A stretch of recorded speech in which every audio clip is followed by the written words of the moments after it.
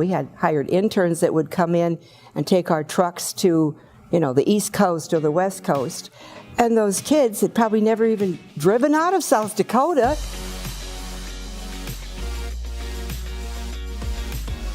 I started working for Daktronics part-time in '69 and then went full-time in '7. When I started, there was like 13 employees. Daktronics had just made their first sale, which was the voting system for the state of Utah, House of Representatives, and the engineers were madly designing it because they sold it before, of course, it was designed. That was pretty natural for us back then, and they needed somebody to start putting it together. So the PC boards were made at Daktronics, and then I would solder in the components that went into it, the capacitors and ICs and things like that.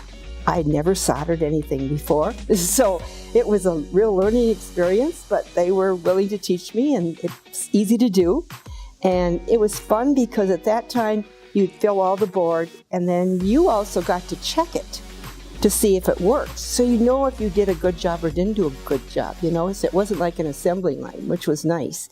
They were always just good to me here at Daktronics. It was like a family, You started out and everybody knew everybody, and it was a small knit group, and you didn't realize you were growing so much as you were. Al's curtain box enthusiasm sort of ran off on all of us, to the fact that he was so positive and was so dedicated to make this work that I guess we never thought that it wouldn't.